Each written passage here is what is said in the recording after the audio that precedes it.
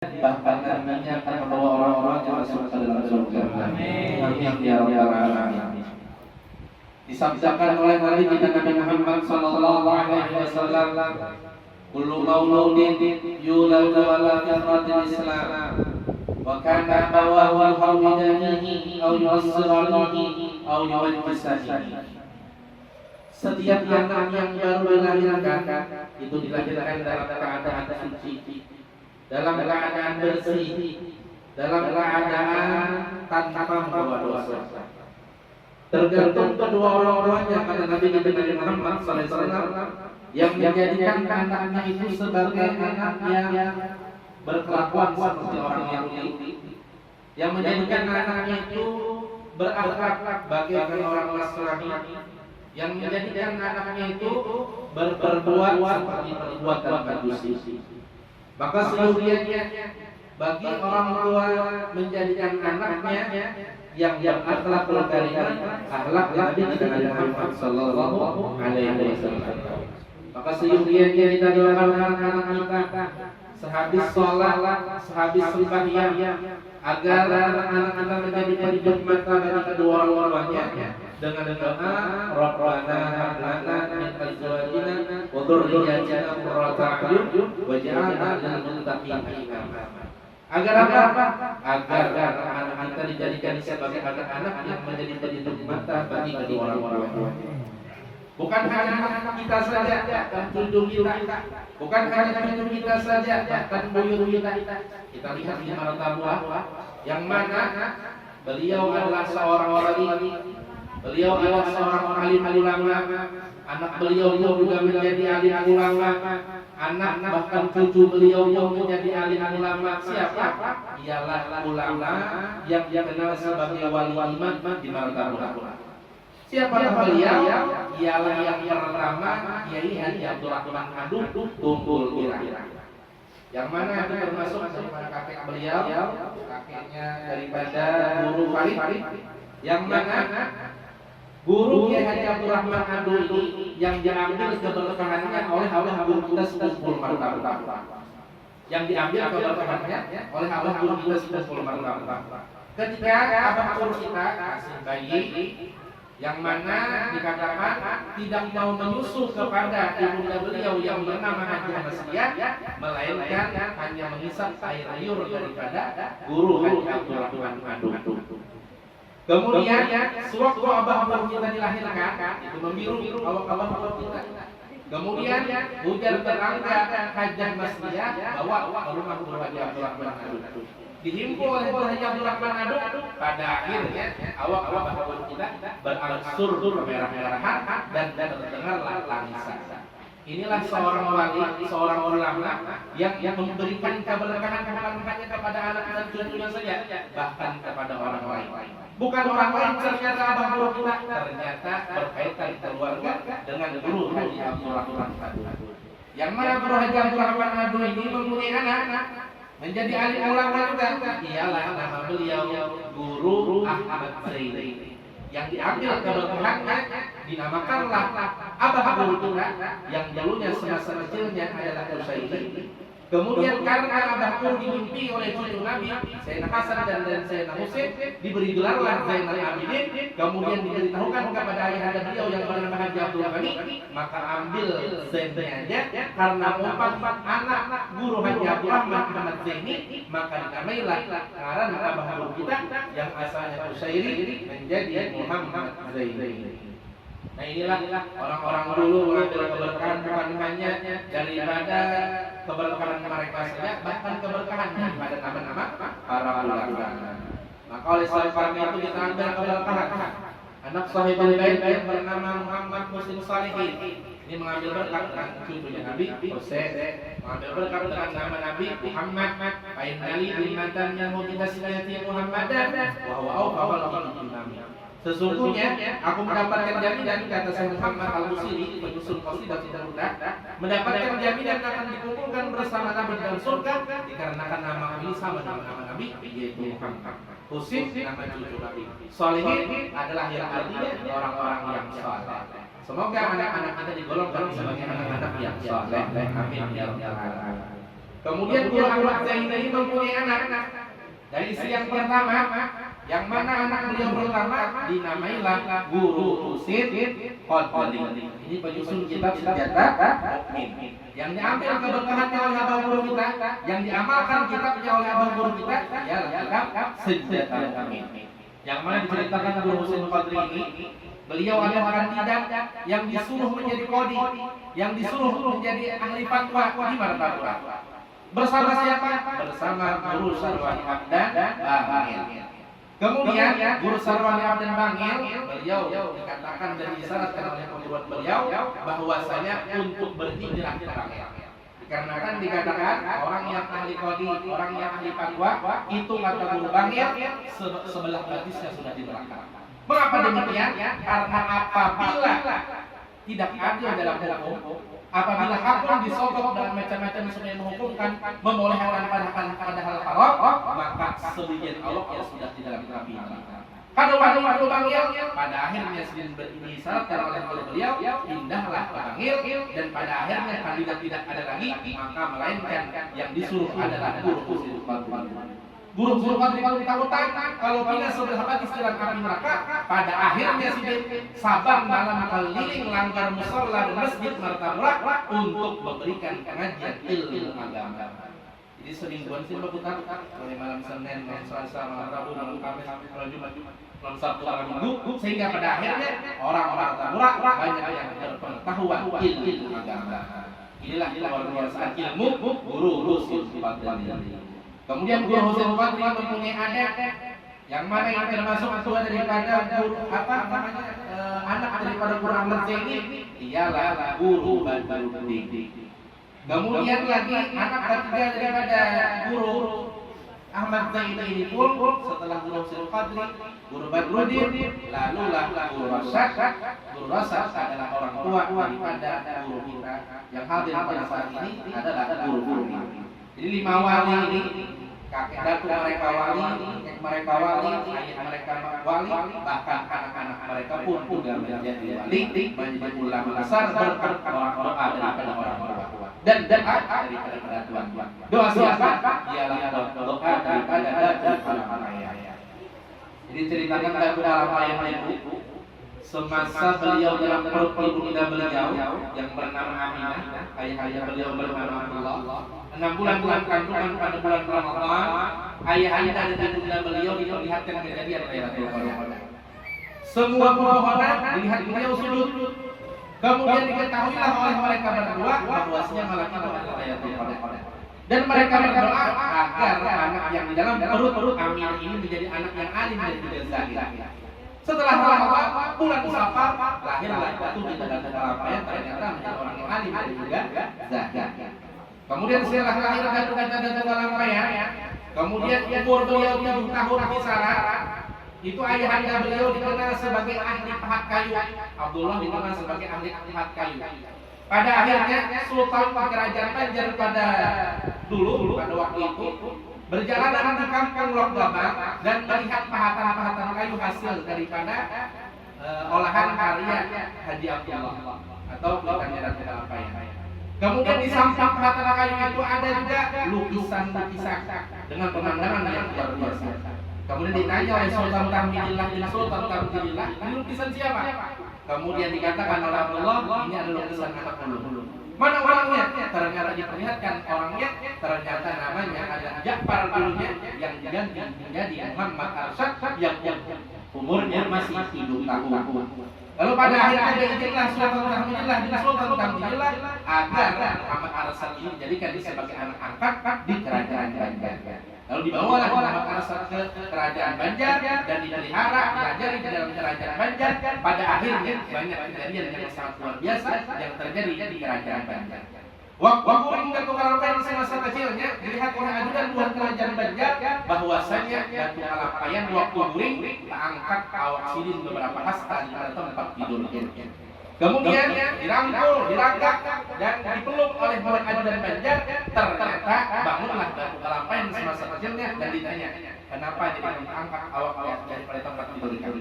Kemudian Datuk Kalampayan, aku hendak dibawa orang ke atas langit. Dia mulai dari halus diberikan oleh Subhanahu wa ta'ala isyarat, pancangan ditinggikan derajatnya oleh Allah Subhanahu wa ta'ala. Kemudian kasih cerita dikirimkan Datuk Kalampayan ke Mekah 20 tahun lebih mengaji di Mekah, kemudian beliau kembali ke Banua, kemudian menikah dengan seorang wanita, kemudian lahirlah seorang anak yang diberi nama Fatimah.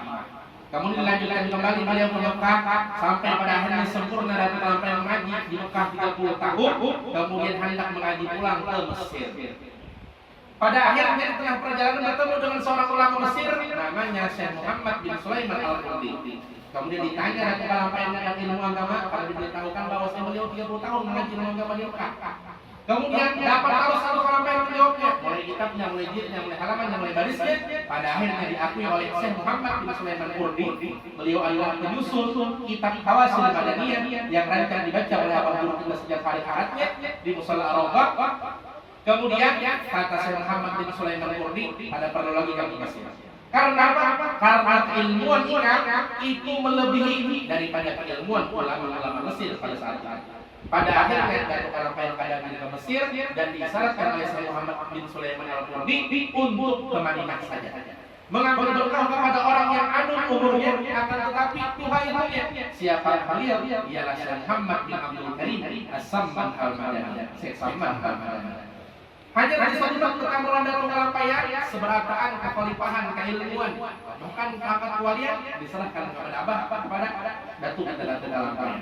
Yang mana dikatakan oleh Abah Guru kita, seluruh murid-murid Syekh Samman Al-Madani itu mulai anak sampai orang tua dijadikan sebagai wali, bahkan ada tanggung-tanggung wali pondok berantara. Bahkan ada mikrofon, ribuan uangnya, tapi dari muka sampai ke ujung sana mendengar. Ini luar biasanya karamah daripada Syekh Samman dan murid-muridnya. 4 perwakilan orang Indonesia, Syekh Abdurrahman Bisri Betawi, Syekh Abdul Samad Palimbani, Syekh Abdul Wahab Lubis, dan Datuk Kalampayan. Akan tapi yang ranking pertamanya adalah Datuk Kalampayan, murid saya Syekh Samman. Pada akhirnya diizinlah Datuk Kalampayan kepada Syekh Samman untuk balik ke Banua. Akan tetapi disyarat kembali oleh Syekh Samman Al-Madani agar Datuk Kalampayan ini bukan ke Banua terlebih dahulu, akan tetapi kembalilah ke Mekah untuk melaksanakan ibadah umrah. Pada akhirnya bulan Ramadan, malam 27 Ramadan, malam Jumat di hadapan Ka'bah, Datuk Kalampayan diperlihatkan kejadian Lailatul Qadar. Pada akhirnya Datuk berdoa di depan Ka'bah malam Lailatul Qadar, malam 27 malam Jumat, agar dijadikan anak dan zuriatnya 7 turun bahkan lebih menjadi alim dan juga zahid. Makanya pada akhirnya kita lihat guru di Martapura itu yang alim luar biasa pasti dilihat dari Kalampayan. Jadi ulang-ulang hati ulama-ulama besar di Kalimantan Selatan, ujung-ujung dilihat pasti dilihat daripada Datuk Kalampayan. Inilah kabulnya doa Datuk Kalampayan kepada anak-anak tentunya. Kemudian kembalilah Datuk Kalampayan ke Indonesia. Pertama kali kota yang dikunjungi beliau adalah kota Palembang. Kepada Palembang, ke rumahnya Syekh Abdul Rahman, ke rumahnya Syekh Abdul Wahab, ke rumahnya Syekh Abdul Samad Al-Palimbani. Kemudian Syekh Abdul Samad Al-Palimbani membawahi kepada Datuk Kalampayan untuk ke Thailand, karena untuk membela dakwah agama Islam di sana. Kemudian pada Datuk Kalampayan melajari anak dan cucu lebih wajib daripada ikut berperang. Pada akhirnya Datuk Kalampayan murid ke Banua, kemudian Syekh Abdul Samad Palembang, Thailand, dan wafat pun di Thailand dan dimakamkan di negara Thailand di sana. Kemudian Datuk Kalampayan kembali ke mana? Ke Jakarta. Ke Jakarta ke rumahnya Syekh Abdul Rahman Bisri Betawi, yang mana di sekitaran rumah Syekh Abdul Rahman Bisri Betawi itu ada sebuah masjid namanya Masjid Jembatan Bina. Dilihat oleh Datuk Kalampayan, itu arah kiblatnya tehereng 25 derajat dengan keilmuan keilmuan macam-macam. Beliau luar biasa Datuk Kalampayan. Pada akhirnya masyarakat pun tidak menerima, karena kami sudah bertahun-tahun sudah kiblatnya di sini, mungkin kita salah. Kemudian Datuk Kalampayan ketika hari Jumat terkumpul berantara masyarakat, pada akhirnya beliau mengacungkan tangan ke arah kiblat yang sebenarnya, dan pada akhirnya masyarakat pun menerima. Dikarenakan apa? Dikarenakan ketika beliau menunjukkan tangan ke arah kiblat yang sebenarnya, di lengan baju Datuk Kalampayan terlihat bayang-bayang Ka'bah. Pada akhirnya dibenarkanlah oleh masyarakat dan dipindahkan ke arah kiblat yang sebenarnya. Makanya di depan Masjid Jembatan Bina di Betawi Jakarta itu ada monumen. bahwa ini kiblat pernah dipindahkan ke arah kiblat yang sebenarnya oleh ulama-ulama dan selatan yang bernama Syekh Muhammad Al-Sadiq Abdullah jadi Kalampaya. Kemudian Datuk Kalampaya kembali ke Bandung kita dan menikahkan anaknya daripada teman yang bertiga ini di istiqomahkan beliau, kemudian diundi beliau, diuncang beliau dalam satu riwayat Syekh Abdul Rahman Misri Betawi, Syekh Abdul Somad Alim Bani, dan Syekh Abdul Wahab Bugis. Ternyata yang keluar nama adalah Syekh Abdul Wahab Bugis. Dikawinkanlah dengan Fatimah dan makamnya di Kelurahan Martapura, Kampung Rambang. Kemudian di sebelah kanan arus kita daripada makam Syekh Abdul Wahab dan Syekh Fatimah itu ada makam Datuk Aminullah, ya Datuk Tungkara. Mana di sana ada pohon yang biasanya disandari oleh abah guru kita ketika beliau berkhulwat di sana. Yang mana abah guru kita di sekitaran situlah, di tungkaran situlah yang pepohonan, dedaunan menyebutkan khasiat ulun obat ini, ulun obat itu. Pokoknya menyebutkan kepada abah guru kita.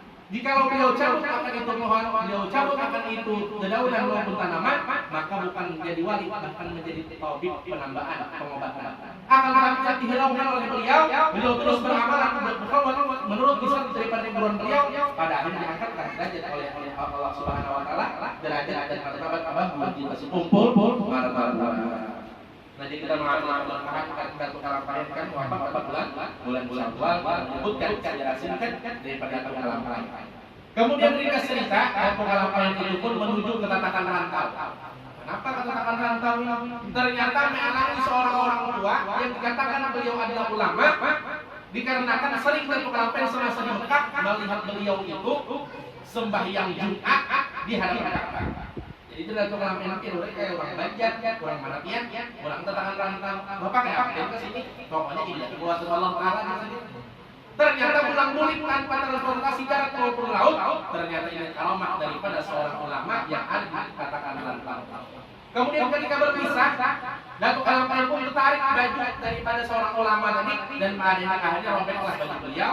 Kemudian kalau nanti engkau Kalimantan ke Bandung, belang. Imahnya balik Datuk Kalampaya Bandung, belanglah seorang ulama tatakan rantau tadi dan dielangi. Ternyata di rumah beliau ketika dielangi itu beliau memakai baju yang robek, baju yang sobek, ulama tatakan rantau tadi. Kemudian ternyata di tangan Datuk Kalampaya ada sobekannya. Disamakan ternyata bujur, berarti kian mengajak melihat sembahyang Jumat di Masjidil Haram di hadapan Ka'bah. Siapa beliau? Ialah Datuk Sanggur. Inilah luar biasa satu kata Kalimantan Selatan yang mereka diberikan kelebihan oleh Allah Subhanahu wa taala. Ulama Kalimantan Selatan pada bulan Syawal yang wafat yang di antara Datuk Amin. Datuk Amin ini dari sekian pakaian yang mana kawin nikah dengan saudari istri Datuk Kalampaya. Istri Datuk Kalampaya namanya Datuk Gowa. Kemudian dari sekian di sana Datuk Dia. Nah itu adalah kelingan daripada Datuk Amin. Benuanya. Datuk Amin ini diriwayatkan sidin itu ketika disasahi oleh puluhan Belanda, sidin kaum menyebar pulang tanpa dengan alat sesuatu apa-apa. Makanya kan kaum menyasahi Belanda. Pada akhirnya kaum menyasahi dan dikepunglah Datuk Amin dalam rumahnya oleh Belanda di rumahnya. Ternyata masuk beberapa orang Belanda masuk ke dalam rumah Datuk Amin. Ternyata dapat mencari Datuk Amin. Padahal sih di situ aja Belanda. Ujar guru kita bahwasanya Datuk Amin ambil sen karamat hawa menghaluskan awak. Bahaya kalau kisahnya meleleh liliput itu kalau halus awak. Ternyata Datuk Amin ini pun kau halus awak bersimpan di mana? Bersimpan di bakas pahatan rumah sini. Ini luar biasanya karamah Datuk Amin di Bandung. Kemudian beliau ini pulang mempunyai karamah, sidin kan hendak mengolah rumah terkecuali tanah yang di bawah rumah sini itu harum. Jualan rumah. Di sini itu begitu mencari tanah gas jualan rumah sampai ya tepian sungai Banyuwangi di situ. Harapan sampai di tepian sungai Banyuwangi di sini tanahnya ternyata harum. Lalulah di situ diolah sini rumah dan pada akhirnya beliau diwafatkan di sana dan dimakamkan di sekitaran sungai Banyuwangi. Inilah daripada riwayat-riwayat daripada Datuk Amin. Datuk Kasulah Anwar. Ini pakaian yang burung Munawar. Datuk Kasulah Anwar berkatakan oleh guru kita Guru Zudi bahwasanya juga si jin itu punya cangang ke atas Mun yang dapat masalah jangan ke atas, langsung datang guru sidin Syekh Abu Bakar Sarto penyusun kitab I'anatul Talibin. Bapak memberikan pahaman dan memberikan sesuatu yang dikendalikan. Nah ini karomahnya daripada Ibu Rasulullah. Dan apabila ada orang meelang Tuhan doa, sidin langsung mengisyaratkan, ikam duduknya mengaji nahu, ikam duduknya mengaji tauhid, ikam duduknya mengaji fikih, ikam duduknya mengaji tasawuf. Inilah karamah daripada guru Rasul Anwar radhiyallahu anhu. Kemudian Haid Soleh Tanggul bulan Syawal 2. Haid Soleh Tanggul ini karamahnya rancang bertambah Nabil Khair. Haji Agung Angati punya orang rancang bertambah Nabil Khair. Maka beliau minta 3. Yang pertama, sugih tanpa uyuh mencari dunia. Yang kedua, alim tanpa uyuh menuntut ilmu agama. Dan yang ketiga, munnya berdoa kabul terus. Pada akhir dikabulkan doa dan permintaan beliau. Makanya dikenal Haid Soleh Tanggul itu sebagai doa yang kabulnya bagi kalian yang menyembah. Bahkan ada salawat daripada Haid Soleh Tanggul yang perlu kita amalkan. Allahumma shalli ala sayyidina Muhammad salatan tadbiru bil qulub wa tusbihu bil qulub wa tantaliqu bil rasul wa tarinu bil sihab wa ala alihi wasahbihi wa sallam. Kemudian lagi bulan Syawal ini adalah hari Ali al-Masyhur, kakaknya Habib Umar Muhammad bin Salim al-Habib. Itu beliau sudah tua renta, bertongkat ke mana-mana, akan tetapi selalu istiqomah sembahyang berjamaah di masjid Jami Suk di pasar Kota Tarik. Kita yang diberikan kesehatan oleh Allah Subhanahu wa taala, punya awak apa-apa selalu berjamaah, apakah lagi sholat. Bahkan Nabi Ibrahim bukan hanya sholat saja berjamaah, bahkan beliau ketika makan pun suka berjamaah. Kenapa demikian? Dikarenakan ketika makan berjamaah itu pada dihisab oleh Allah Subhanahu wa taala. Dan menjadi berlipat. Inilah amalan-amalan orang tua hari supaya merakatkan antara tali persaudaraan mereka makan selalu berjamaah. Wah ini iwak-iwak yang seikung jadi bisa ada mayu bisa seikung orang bahaya iwak seikung kau bagi-bagi dan sana kita yang sebiji kau dibagi-bagi. Kenapa? Karena ketika makan berjamaah disinilah berkat yang sedikit menjadi banyak berkat berjamaah. Dan disitulah orang bahaya rakyat perakaran berencanakan. Kenapa? Dikarenakan mereka selalu berjamaah, pada akhirnya hatinya dirapatkan oleh Allah Subhanahu wa taala. Orang ini berencanakan dengan bermusuhan. Kenapa? Karena mereka tidak bekerja siang lagi akan berjamaah. Bahkan lagi ada ulama kita belajar Mesir punya hendak anak, kakak dan adiknya itu rapat sampai ke tua, ada bakalanya, ada bermusuhan, ada lagi bermusuhan gara-gara berbagi harta warisan atau berebut harta warisan. Supaya mereka itu, maka hendaklah mulai sidin tali takin pusatnya. Jadi tali pusat kakak yang pertama, kedua, ketiga, keempat, kelima itu digabungkan kelimanya dalam satu wadah.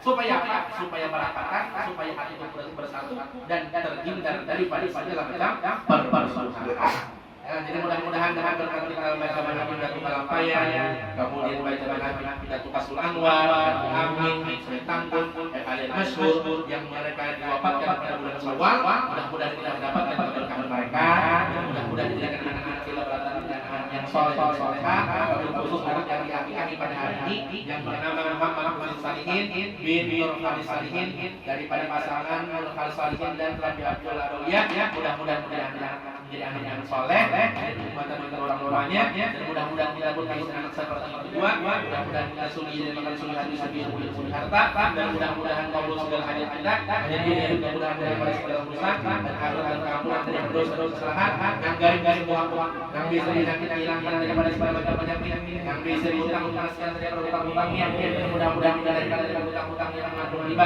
dan mudah-mudahan kita sehat walafiat kabul segala hajat selamat dunia akhirat, terkumpul duanya akhirat, masuk dalam surga bersama Nabi Muhammad SAW. Dan kita doakan guru kita, guru Farid yang guru Haji Rasyad, mudah-mudahan beliau panjang umur selanjutnya dan dikabulkan dengan beliau dunia dan akhirat, dan kita kumpulkan bersama beliau dunia dan akhirat, kumpul dunia akhirat, masuk dalam surga bersama Nabi Muhammad SAW. Amin ya rabbal alamin. Ala hadiyati wa kuniyati sallallahu alaihi Nabi di sini surat Al-Fatihah.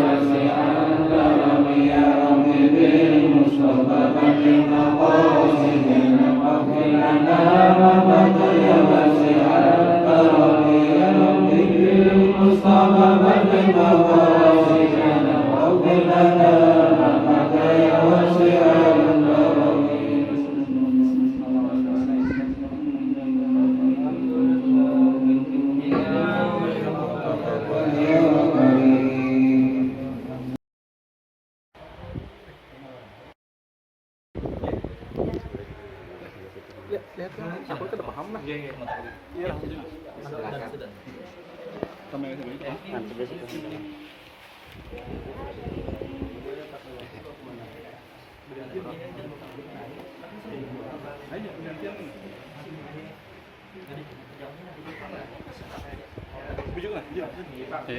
Taruh kamu situ.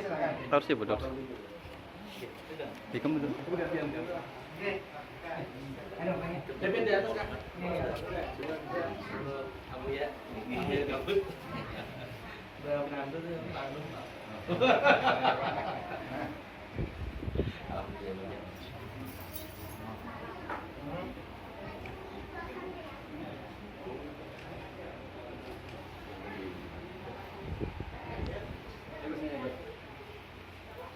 Lihat. Sudah. Iya, ayo sini dikit gini ya.